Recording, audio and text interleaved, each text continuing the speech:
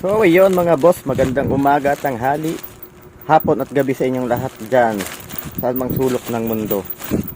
Ngayon ay isa-isa natin i-unboxing yung ating mga in-order na accessories para sa ating GoPro.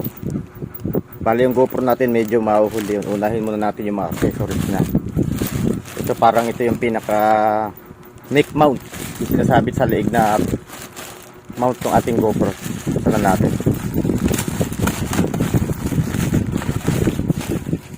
Natin kung maganda yung kanyang quality. Ito.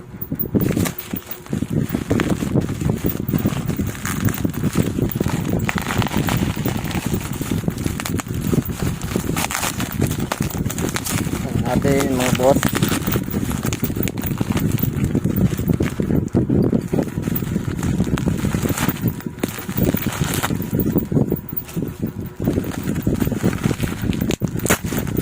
So, ano talaga siya kasi pinupulo sa ating seller na double wrap niya. Fragile ito, maliit lang.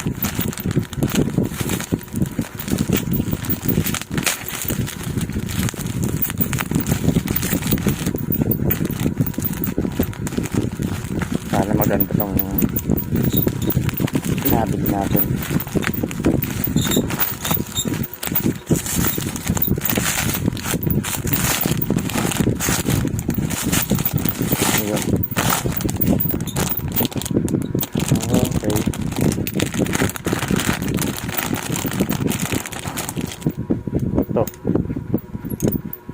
Okay naman siya. Malalaman na testing natin yan pag dumating ang ating GoPro. Dito siya screw. Yan. Ito para saan kaya ito? Dito ya pinapasok dito. Kaya ganyan. Kaya siya ganyan.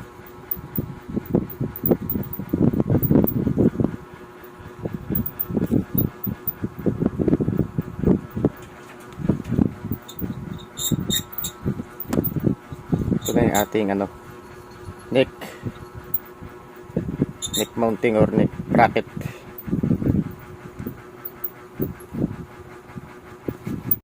Ito naman yung extra battery natin kasama yung charger nya. 3 piraso to na Telesin Stamina. Yun yung katumbas ng GoPro Enduro battery. Di sa mga reviews na napapanood natin, napakita ko sa YouTube, maganda naman yung reviews nito. Kasi matagal siya bago mag-overheat yung ating GoPro.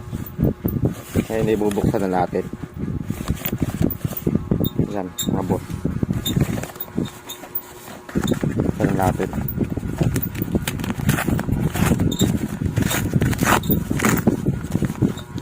Ano to? Okay, ito yung battery. Sealed pa kung makikita nyo. Telesin Stamina. Yo, maganda yung kanyang packaging. Maganda yung kanyang packaging mga boss. Bubuksan natin dandahan. Dandahan.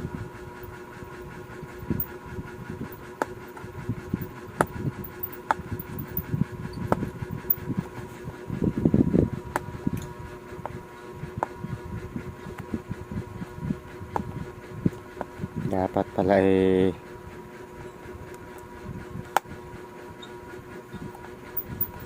kinakernal natin, pero okay lang yan.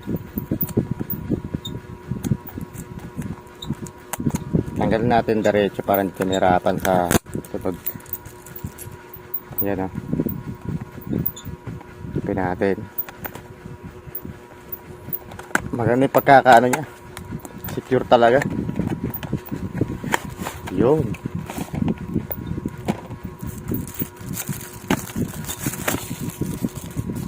Akala ko wala yung dalawang battery. Ito yung dalawang battery niya.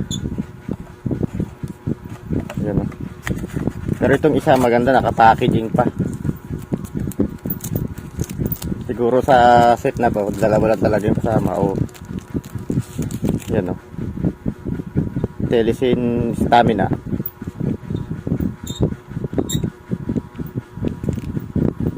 Buksan na rin natin tong isa.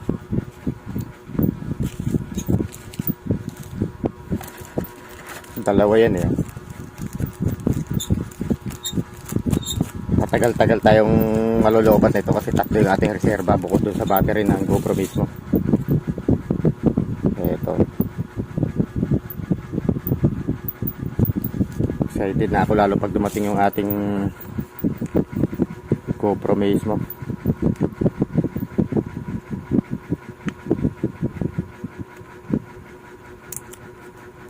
Yun.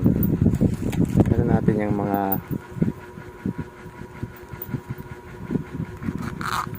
pan natin.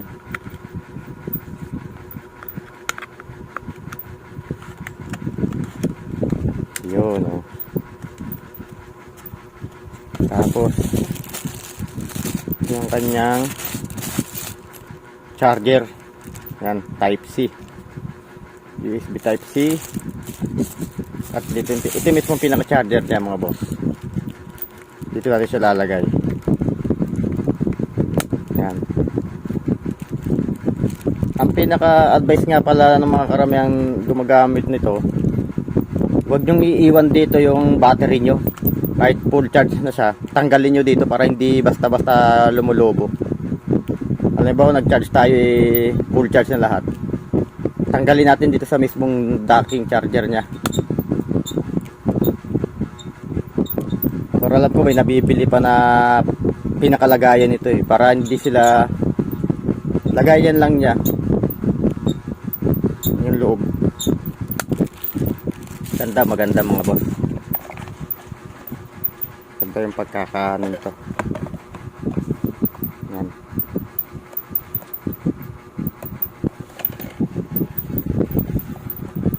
Yun no, maraming salamat sa inyong panonood. Bali itong video na to ay idudugtong na lang natin dun sa unboxing ng ano natin. Bracket kanina, yung neck mounting bracket. Sa mga hindi pa pala nakasubscribe sa ating channel, huwag niyong kalimutang pindutin yung yung subscribe button at notification bell dyan sa gilid para updated kayo sa ating mga i-upload. Bali ayan yung ano niya, for Hero 9, 10, 11, 12. So itong battery nito compatible siya simula GoPro Hero 9 hanggang 12. Yung mga ibang car repair natin ay i-upload ko sa susunod. Pagsasama-samahin ko na lang para isang panooran, isang editan lang. Hindi naman kahabaan yung iba eh. Meron doon isang mahaba lang pero karamihan puro maikli na. So yun lang mga boss, salamat.